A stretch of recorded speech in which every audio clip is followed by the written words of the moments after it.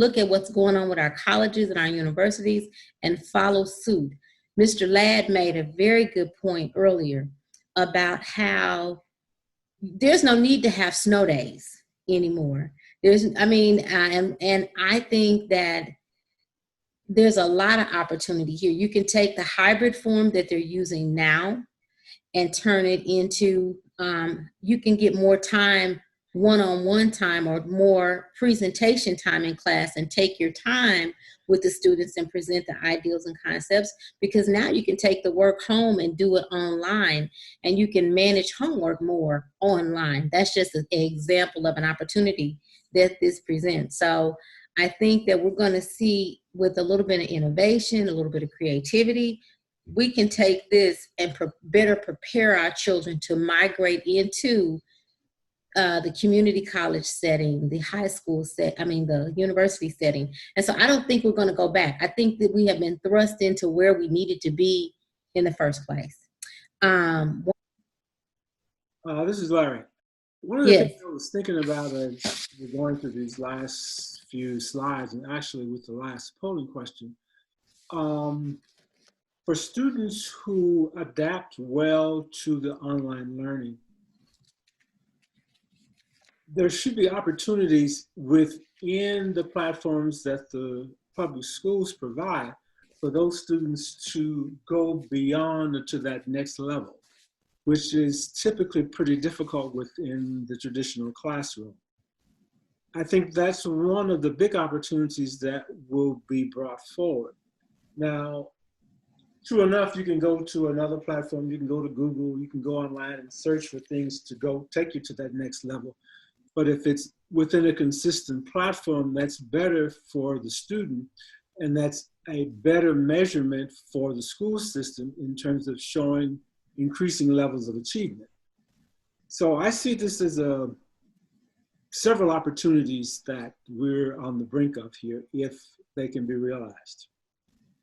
I think it's a grand opportunity to public schools to finally collaborate with the Homeschool Association. I mean, they've been doing this for forever. And I mean, and it's time now to come walk across the aisle and start to collaborate with them, because they have it down pat, and we shouldn't be trying to reinvent the wheel, but yet working collaboratively with the Homeschool Association on building curriculum and what this looks like in this space going forward. One of the things that the principal asked us to do was to do a survey of his teachers as we were going into the beginning of COVID season. I think we did it in maybe April. And so they talked about what they wanted to see happen. And I think that this is the opportunity, because they just felt that in a lot of, obviously not enough child-parent engagement with the school, so that they were working as a team. And they saw that if the students and the parents were forced to work more closely together, and that's what COVID did, was make the parents and the kids work more closely together, then that would lead to a coherent engagement with the teachers, and they felt better team building. So that was one of the results from the survey, and I thought that was an important opportunity for us going forward. One of the things I thought about, I've got a few opportunities that I see in this, and one of them is the virtual learning environment can serve a good purpose, but we must embrace the changes we've talked about tonight. And so one of the things is when children are born, I thought about this, typically we have some vision for who we want that child to be. And over time, you can see that external influences can potentially have negative impact on, the child's behavior and what they're influenced by. So one of the things I see is that a parent can create the desired learning environment for their child during the day. Like Ms. Hill said, if some choose, I've talked to people who said, well, I don't want my child to go back. I'm going to keep them home.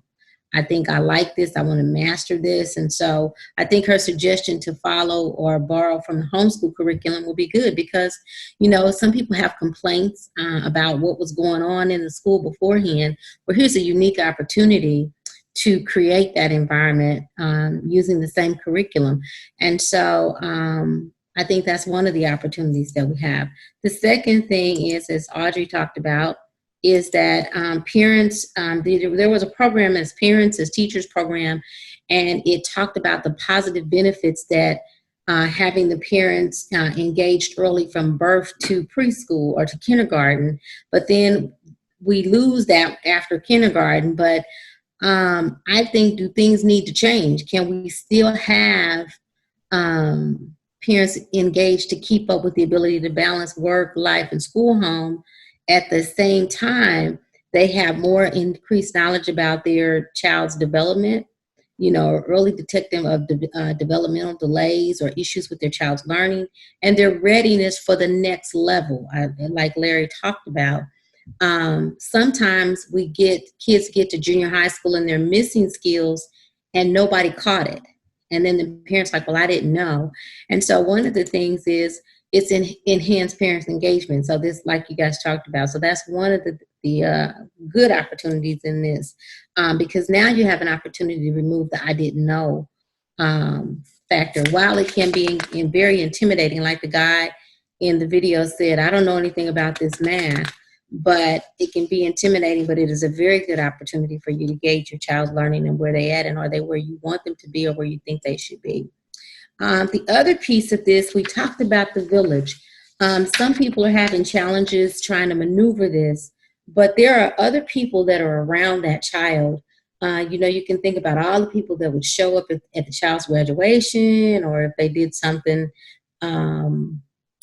became famous, when everybody, oh, he signed a great football contract, he did this, he did that. But who are those people in your village? Where are they at? What can they do? And how can they help you? Sometimes there are people that are just waiting to help. If you would just help ask. Some people are sitting back watching people go through chaos, going, if they would just ask for my help. But sometimes people step back because they don't want to interfere. They don't want to be over intrusive. So we ask people, think about your village. Who are the people around you? And there are some retired educators that would love to sit and read with a child. Some retired people that, sometimes we put our seniors out to pasture and they just simply change residences because it was more convenient not to be in the house. They're not in the retired home because their brains don't work. They're just there because it's more convenient. And I've spent a lot of time with seniors recently, and they're just waiting to do something. They want to help, even to the point that when people say, well, I got to work and the child's got to be by themselves. The lady talked about the Wi-Fi where, create a hotspot with one of your seniors in your family. And guess what? You got a babysitter that would love to have somebody with them all day long because they're lonely. So we just have to think outside the box with this village thing. And that's what we want to help people do through these conversations, especially for single moms and dads that are struggling. Who can help them if you just reach out? And the fifth one is embracing change for success. If we embrace this change, we can set our children up for success, not only for now, but for later. And one of the things I read in my research is that the evidence shows that any virtual education, the success of it is dependent upon whether you engage old school principles and you're creative, attentive, and then they have that patient parent support. So can this be done? Yes, it can. But it just takes some time, energy, and effort on the part of many people.